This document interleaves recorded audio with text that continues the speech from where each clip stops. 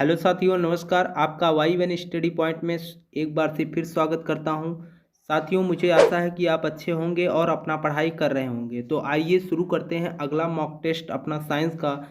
और आपको पता भी है कि हम जो क्वेश्चन आपको लेके आते हैं यह आपके प्रीवियस ईयर के क्वेश्चन हैं, जो आपके रेलवे, ग्रुप डी और एनटीपीसी बहुत सारे एग्जामों में ये क्वेश्चन पुटअप किए जा चुके हैं। तो उन्हीं क्वेश्चनों को हम डिस्कशन करेंगे आज। आइए देखते हैं। पहला क्वेश्चन आपके देखिए, जो कह रहा है पहाड़ों पर पानी उबलता है। पहला कह रहा है 100 सेंटीग्रेड से अधिक पर, और दूसरा कह रहा है 100 सेंटीग्रेड से कम, और तीसरा कह रहा है 100 सेंटीग्रेड पर, और चौथा कह रहा है इनमें से कोई नहीं।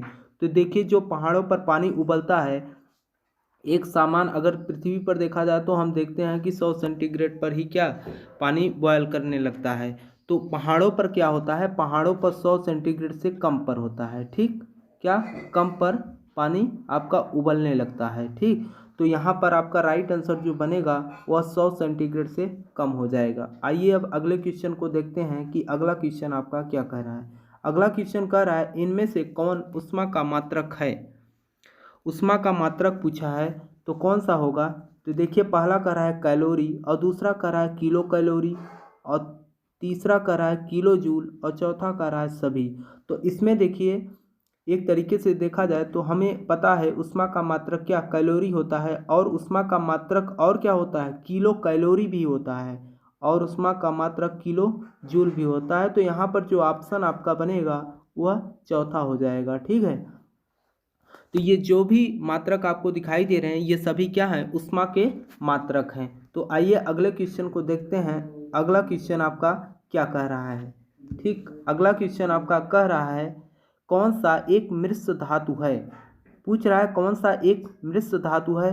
पहला कह रहा है पहला कह रहा है तांबा और एल्युमिनियम, और दूसरा कह रहा है तांबा और टीन, और चौथा कह रहा है तांबा और जिंक। यहाँ पर मृत धातु के बारे में पूछा है। अब मृत धातु क्या होता है आपको पता ही है। मृत धातु यह है कि जो क्या एक से अधिक अगर धातु हों, क्या एक से अधिक अगर धातु हों तो हम क्या कहते हैं, मृत धातु कहते हैं। तो यहाँ पर देखिए आपके ऑप्शन में सभी क्या हैं, दो दो धातु समाहित है, तो ये सभी क्या हो जाएंगे, मृत धातु हो जाएंगे। ठीक, तो आपका ऑप्शन यहाँ पर सभी हो जाएगा, डी नंबर सही होगा। ठीक, आइए अगले क्वेश्चन को देखते हैं कि अगला क्वेश्चन आपका क्या कह रहा है। अगला क्वेश्चन कह रहा है कि जब प्रकाश की किरण सघन माध्यम से विरल माध्यम में जाती है तो क्या होता है। पहला कह रहा है नॉर्मल की ओर मुड़ती है, और दूसरा कह रहा है नॉर्मल से दूर मुड़ती है, और तीसरा कह रहा है कोई परिवर्तन नहीं होता, चौथा कह रहा है इनमें से कोई नहीं। तो देखिए कि मान लीजिए कि क्या ये आपका क्या, मान लीजिए कि इसमें पानी भरा है। ठीक ठीक, और नीचे जो है आपका वायु है। मैंने नीचे आपका वायु मान लिया और ऊपर क्या है, पानी है। ठीक, अगर मैं कहूँ यहाँ से प्रकाश की किरण जो चली, ठीक, चलने के बाद यह क्या, देखिए सघन माध्यम से अब ये कहाँ जाएगी, विरल में जाएगी। विरल में जब जाती है तो क्या होता है, ये क्या करती है, नॉर्मल से थोड़ा दूर हटती है। क्या, नॉर्मल से दूर हटती है। तो यहाँ पर क्या हो जाएगा, ऑप्शन देखिए जो बन रहा है नॉर्मल से दूर मुड़ती है, कहने का मतलब नॉर्मल से थोड़ा दूर हटती है प्रकाश की किरण। ठीक, जब सघन माध्यम से विरल माध्यम में जाती है तो। ठीक, तो इसका राइट आंसर क्या हो जाएगा, आपका बी नंबर हो जाएगा। आइए अगले क्वेश्चन को देखते हैं कि अगला क्वेश्चन आपका क्या कह रहा है। कह रहा है आकाश में पराबैंगनी किरणों को रोकता है। जो हमारे पराबैंगनी किरणें होती हैं उन्हें रोकने का काम कौन सा परत करता है, उसके बारे में कह रहा है। पहला कह रहा है क्षोभ मंडल, और दूसरा क्या कह रहा है, समताप मंडल, और तीसरा कह रहा है ओजोन परत, चौथा कह रहा है इनमें से कोई नहीं। देखिए, यहाँ क्षोभ मंडल का भी अपना एक काम होता है और समताप मंडल का भी काम होता है, लेकिन यहाँ पर जो पूछ रखा है कह रहा पराबैंगनी किरणों को रोकने का काम कौन करता है, तो आपका ओजोन परत जो होता है ये क्या करता है, ये पराबैंगनी किरणों को रोकने का काम करता है। और ओजोन किसे कहते हैं, O3। ठीक, O3 जो होता है वही हमारा ओजोन होता है। ठीक। तो यहाँ पर देखिए ये पराबैंगनी किरण क्यों रोकने का काम करता है, क्योंकि देखिए ये किरणें जो होती हैं बहुत ही खतरनाक होती हैं। अगर ये किरणें सीधा क्या पृथ्वी पर पड़े, पृथ्वी पर अगर पड़ेंगी तो ये हमारे त्वचा को इफेक्ट करेंगे और क्या त्वचा कैंसर त्वचा कैंसर कर देंगे। ठीक, त्वचा कैंसर होने लगेगा। तो इसी को रोकने के लिए क्या ओजोन परत होता है कि पराबैंगनी किरणें पूर्ण रूप से पृथ्वी पर न आए। तो आइए अगले क्वेश्चन को देखते हैं कि अगला क्वेश्चन क्या है।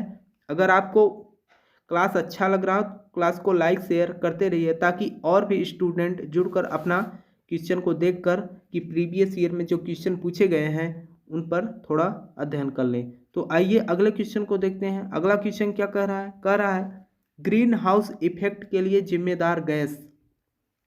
ग्रीन हाउस इफेक्ट के लिए जिम्मेदार गैस कौन सी है। पहला कह रहा है नाइट्रोजन गैस, और दूसरा क्या कह रहा है हाइड्रोजन गैस, और तीसरा कह रहा है SO2, और चौथा कह रहा है कार्बन डाइऑक्साइड।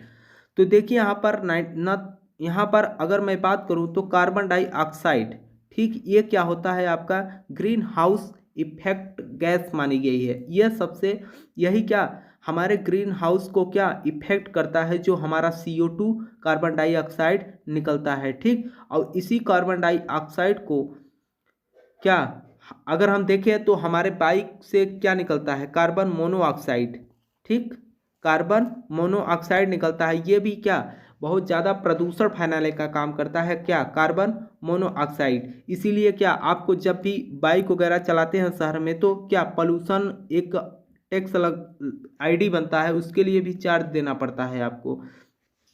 ठीक है, तो आइए ये क्वेश्चन का जो राइट आंसर होगा क्या हो जाएगा आपका कार्बन डाइऑक्साइड हो जाएगा। ठीक, अब अगले क्वेश्चन को देखते हैं कि अगला क्वेश्चन क्या कह रहा है। अगला क्वेश्चन कह रहा है कि रडार का आविष्कार किसने किया था। रडार का आविष्कार पूछ रखा है। तो आपको पता है रडार क्या काम करता है, जो हमारे क्या जहाज होते हैं उनमें रडार लगा होता है। तो उस रडार का आविष्कार किसने किया था ये पूछ रखा है। पहला कह रहा है न्यूटन, और दूसरा कह रहा है फैराडे, और तीसरा कह रहा है रॉबर्ट वाटसन, और चौथा कह रहा है क्यूरी। तो देखिए यहाँ पर जो रडार का आविष्कार किया था वो कौन थे, रॉबर्ट वाटसन थे। ठीक, आपका राइट आंसर सी हो जाएगा। आपको पता ही है न्यूटन ने क्या किया था, फैराडे भी, और क्यूरी ने क्या किया था, इन सब के बारे में आपको अच्छे से पता होगा। तो आइए अब अगले क्वेश्चन को देख लेते हैं। ठीक, अगला क्वेश्चन आपका क्या कह रहा है लीवर का वजन होता है। लीवर का वजन होता है लगभग जो लीवर है हमारे शरीर में उसका वजन कितना होता है ये पूछ रखा है। तो देखिए पहला ऑप्शन कह रहा है 1 kg, दूसरा कह रहा है 3 kg, चौथा कह रहा है तीसरा कह रहा है 4 kg, चौथा कह रहा है 1.5 kg से 2 kg तक। तो यहाँ पर देखिए जो लीवर का वजन होता है कितना होता है 1.5 से 2 kg तक रखा गया माना जाता है। ठीक, इसका वजन इतना होता ही है, माना नहीं जाता।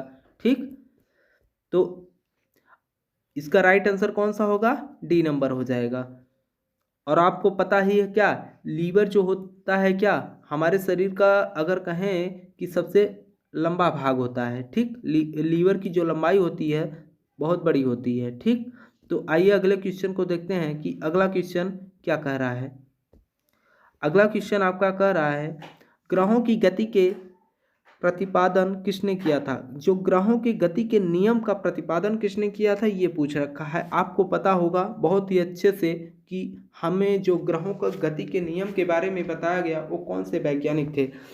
तो देखिए पहला कह रहा है न्यूटन नहीं होगा, क्योंकि न्यूटन क्या गति के नियम दिए हैं न कि ग्रहों के गति के नियम। और दूसरा कह रहा है कैपलर ही होगा। आगे देखिए क्या कह रहा है रॉबर्ट ब्राउन, और चौथा कह रहा है कैलोरी। तो यहाँ पर देखिए ऑप्शन जो आपका बनेगा वो B नंबर बनेगा। कौन, कैपलर ने क्या किया था ग्रहों के गति के नियम दिए थे। ठीक, तो आइए अगला क्वेश्चन देखते हैं कि अगला क्वेश्चन आपका क्या होगा। अगला क्वेश्चन कह रहा है लाल रक्त कणिकाओं का औसतन जीवन काल कितना होता है। जो हमारे अंदर ब्लड पाए जाते हैं लाल रक्त कणिकाएं, ठीक, तो इनका जो जीवन काल होता है वो कितने दिन का होता है ये पूछ रखा है। पहला कह रहा है 80 दिन का, और दूसरा कह रहा है 100 से 120 दिन, और तीसरा कह रहा है 130 दिन, चौथा कह रहा है 140 दिन। तो देखिए जो होती हैं, तो यहाँ पर देखा जाए तो इतना ध्यान रखिएगा कितना होता है। यहाँ पर ऑप्शन क्या आपका गलत दे रखा है। कितनी होती हैं? 80 दिन से 120 दिन तक क्या इनका जीवन काल होता है। ठीक,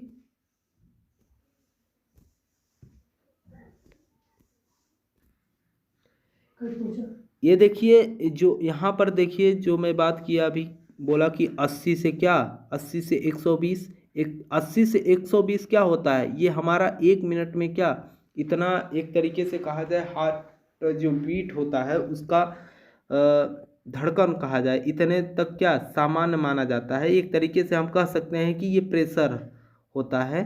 तो यहाँ पर जो आपका ऑप्शन होगा इस क्वेश्चन में, औसतन जीवन काल की बात करें तो 100 से क्या 120 होगा। तो यहाँ पर बी राइट आंसर हो जाएगा। ठीक है, आइए अगले क्वेश्चन को देखते हैं कि अगला क्वेश्चन आपका क्या कह रहा है। अगला क्वेश्चन कह रहा है लाल ग्रह किसे कहते हैं? लाल ग्रह किसे कहते हैं? पहला कह रहा है बुध को, और दूसरा कह रहा है मंगल को, तीसरा कह रहा है पृथ्वी को, चौथा कह रहा है चंद्रमा को। तो इसमें कौन सा होगा बताइए आप। तो देखिए जो मंगल होते हैं आपके, मंगल ये क्या, इन्हें लाल ग्रह के नाम से भी क्या जाना जाता है। ठीक, किसके नाम से? लाल ग्रह के नाम से भी इन्हें जाना जाता है। तो आपका राइट आंसर इसमें बी हो जाएगा। आइए अगले क्वेश्चन को देख लेते हैं। अगला क्वेश्चन आपका क्या कह रहा है? अगला क्वेश्चन कह रहा है रक्त का लाल रंग किसके कारण होता है? रक्त का लाल रंग किसके कारण होता है? देखिए पहला कह रहा है हीमोग्लोबिन के कारण, और दूसरा कह रहा है विटामिन के कारण, तीसरा कह रहा है प्रोटीन के कारण, चौथा कह रहा है इनमें से कोई नहीं। तो आपको पता ही है हीमोग्लोबिन के कारण ही क्या हमारा रक्त जो होता है वो क्या लाल होता है। तो ऑप्शन नंबर ए बन रहा है आपका। ठीक, हीमोग्लोबिन। तो आइए अगला क्वेश्चन देखते हैं। अगला क्वेश्चन आपका क्या कह रहा है? कह रहा है पराबैंगनी किरणों से कौन सा रोग होता है? पराबैंगनी किरणों से कौन सा रोग होता है, ये मैंने आपको दूसरे क्वेश्चन में ही बता दिया था। तो देखिए ऑप्शन क्या दिया है। पहला कह रहा है त्वचा कैंसर, दूसरा कह रहा है रक्त कैंसर, तीसरा कह रहा है लीवर कैंसर, चौथा कह रहा है ट्यूमर। तो यहाँ पर देखिए जो आपका पराबैंगनी किरणों से रोग होते हैं वो कौन से रोग होते हैं? आपके त्वचा के कैंसर होते हैं। ठीक, त्वचा के कैंसर होते हैं। तो आपका ऑप्शन नंबर ए बनेगा। ठीक, तो आइए अगला क्वेश्चन देखते हैं कि अगला क्वेश्चन आपका क्या कह रहा है। अगला क्वेश्चन कह रहा है तारों का रंग निर्भर करता है, तारों का जो रंग होता है वह किस पर निर्भर करता है, ये पूछ रखा है। तो बताइए यहाँ पर कौन सा इसका राइट आंसर हो जाएगा। कह रहा है तारों का रंग निर्भर करता है, पहला कह रहा है उनकी बनावट पर, दूसरा कह रहा है तापमान पर, तीसरा कह रहा है स्थिति पर, चौथा कह रहा है इनमें से कोई नहीं। तो देखिए यहाँ पर अगर मैं बात करूँ, तारों का रंग जो निर्भर करता है वो टेम्परेचर पर डिपेंड करता है। किस पर? टेम्परेचर पर। अगर देखें आप सुबह के टाइम आप क्या ध्यान दिए होंगे कि आकाश हमको थोड़ा लाल दिखाई देता है, जैसे ही क्या दोपहर होता है यही सूर्य हमको सफ़ेद दिखाई देने लगता है। कारण यह है कि जब टेम्परेचर ज़्यादा होता है, ठीक, तो ये क्या अपने रंग में परिवर्तन करने लगता है। ठीक, तो यहाँ पर सीधा क्या है तारों का रंग निर्भर करता है, तो हम क्या कर देंगे तापमान पर। तो आइए अगला क्वेश्चन देखते हैं कि अगला क्वेश्चन आपका क्या कह रहा है। कह रहा है कि जल में घुलनशील विटामिन है, जल में कौन से विटामिन घुलनशील है इसके बारे में पूछ रखा है। तो बताइए पहला कह रहा है विटामिन ए, और दूसरा कह रहा है विटामिन डी, तीसरा कह रहा है विटामिन बी और सी, चौथा कह रहा है इनमें से कोई नहीं। तो देखिए जो जल में विटामिन क्या घुलनशील होते हैं वो कौन से विटामिन होते हैं? विटामिन बी और सी। इसका आपको पता है हम कहते हैं WBC, जिसे हम सफ़ेद रक्त कणिकाएँ कहते हैं। अगर हम कहें WBC तो W में क्या BC समाहित होता है। तो हम कह सकते हैं कि जो भी पानी में अगर बात करें घुलनशील कौन से होते हैं तो हमारा क्या हो जाएगा BC। ठीक है, और बाकी जो भी विटामिन होते हैं वो क्या जल में घुलनशील नहीं होते। तो ये था आपका क्वेश्चन। अगर आपको क्लास अच्छा लगा हो, क्लास को लाइक शेयर करते रहिए। अगर आप चैनल पर नए हो तो चैनल को सब्सक्राइब कर लें ताकि आपको हमारे ऐसे ही क्लासेस का नोटिफिकेशन सबसे पहले पहुँचे, ताकि आप क्या क्वेश्चन को अटेम्प्ट कर कर अपना तैयारी करते रहें। तब तक के लिए नमस्कार।